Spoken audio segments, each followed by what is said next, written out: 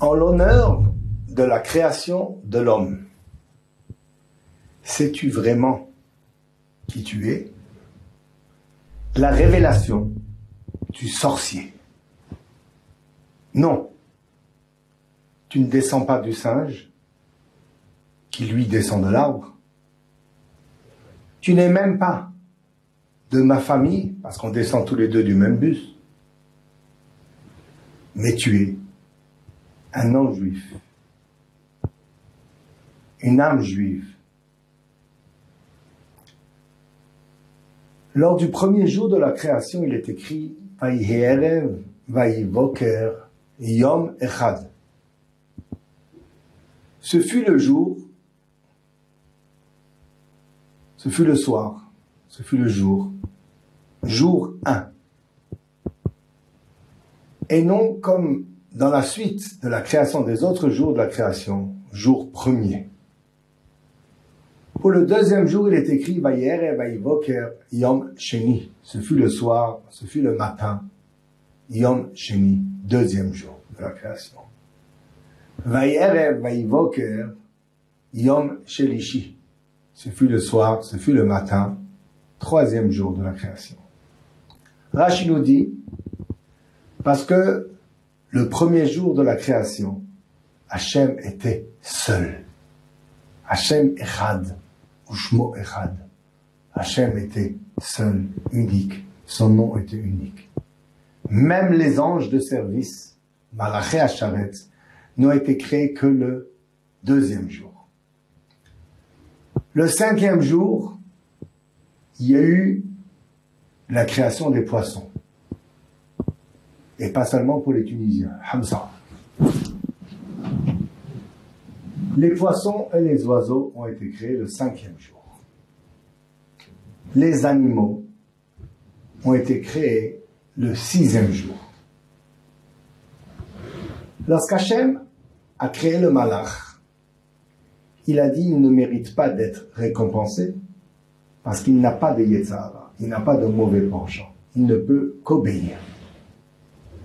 Lorsqu'Hachem a créé les animaux, il a dit il ne mérite pas d'être puni. Si le lion se jette sur l'agneau devant sa maman, on ne pourra pas lui reprocher sa cruauté parce qu'il n'a pas les moyens de résister devant ses instincts. Il n'a pas de Yetzer Tov. Le malach ne mérite pas d'être récompensé. L'animal ne mérite pas d'être puni. Pour cela, Akadosh Baruch Hu a créé l'homme, l'être humain. L'être humain qui a le corps d'un animal avec tous les besoins qu'un animal a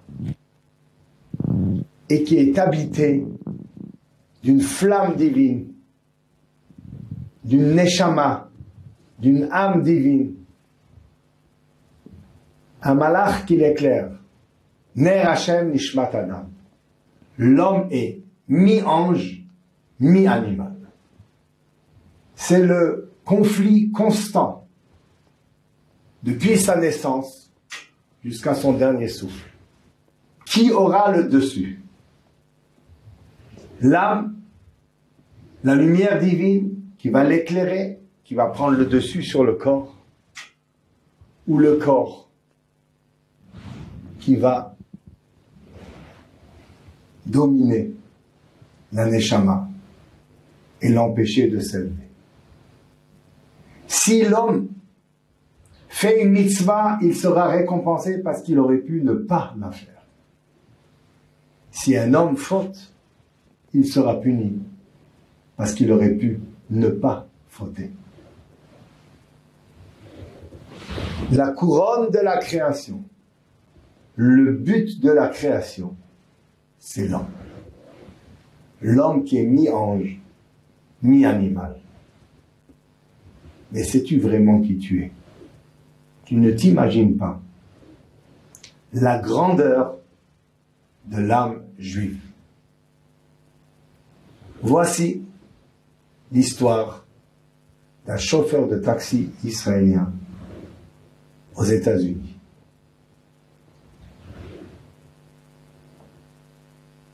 Je suis Rosh Kollel, je dirige un kollel pour jeunes avrechim, jeunes mariés, qui continuent à se développer et à s'élever dans l'étude de la Torah. Une fois par an, je fais une tournée aux États-Unis. J'ai toujours le même chauffeur de taxi. Il vient me prendre à mon arrivée à l'aéroport. Il connaît toutes les adresses. Il sait où me conduire. Et il me ramène à mon retour. Voici qu'il y a 2 ans, je n'ai pas reconnu mon chauffeur de taxi.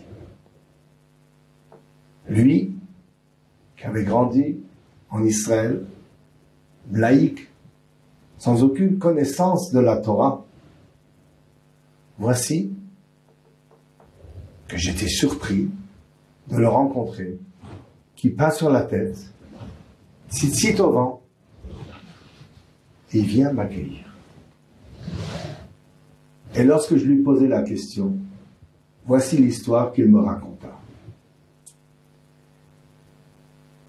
J'ai reçu un appel pour une course, une très longue course. C'était un homme qui me demandait de le conduire au bout du monde. J'ai fait le calcul avec lui, 6 heures de voyage aller, je dois l'attendre 1h30, et ensuite 6 heures de voyage pour le retour. Le prix en conséquence. Mais il tenait à faire ce voyage. Et voilà, on roule, on roule, on roule, on roule, et on arrive à proximité d'un village juste à l'entrée d'une forêt. Il me dit qu'il va rentrer dans la forêt et que je l'attende pour 1h30 d'attente. Au bout d'une demi-heure, il réapparaît et me dit « Pars d'ici, éloigne-toi de 10 kilomètres et reviens me prendre d'ici 1 heure. » Bon, j'ai obéi. Je suis parti, je me suis éloigné et je suis revenu le prendre. Sur le chemin de retour, je lui ai demandé « Qu'est-ce qui s'est passé ?» Et voici ce qu'il m'a raconté. Il est un homme malade, d'une maladie incurable. Les médecins ne savent pas quoi faire pour lui. Mais voici qu'il a entendu qu'il y a un sorcier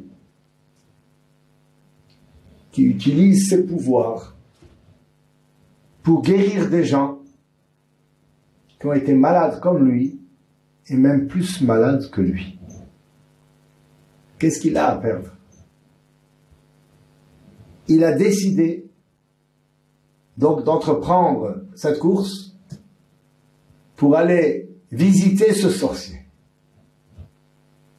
Mais ce sorcier tient à ce qu'on vienne auprès de lui et il ne se déplace pas. Si tu veux obtenir ses pouvoirs, ses soins, il faut aller auprès de lui, au cœur de la forêt. Et c'est ce qu'il a fait. Lorsqu'il est arrivé, le sorcier avait préparé ses outils de sorcellerie. Il a essayé 1 fois, 2 fois, 3 fois, et il est rentré dans une rage, Il a donné un coup de pied dans la table. Il avait l'air d'être ivre et fou à la fois. Il perdait la tête, il criait, il hurlait. Il dit, mais qu'est-ce qui se passe? Qu'est-ce qui se passe? Qui t'a accompagné ici? Je lui dis, c'est un chauffeur juif. Mais il dit oui, c'est lui, c'est à cause de lui. Qui part, qui s'éloigne à 10 kilomètres pour que je puisse utiliser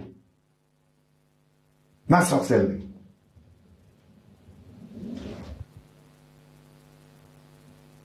Voici ce qu'il m'a raconté,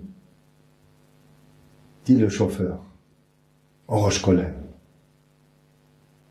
Lorsque j'ai entendu le pouvoir d'une âme juive, la sainteté inhérente à une âme juive, combien elle défie, elle contrecarre et empêche les forces de l'impureté de pouvoir agir, je me suis dit, je dois me connaître.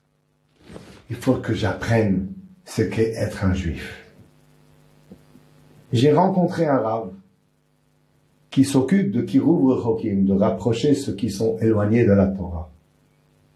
Il m'a introduit, petit à petit, à la Torah. Et voici la raison pour laquelle tu me retrouves aujourd'hui, la kippa sur la tête, les tzitzit, parce que j'ai appris à apprécier à sa juste valeur l'âme qui habite en moi. C'est qui, sais-tu qui tu es? Demande-le au sorcier, au cœur de la Mazal. Mazal Tov.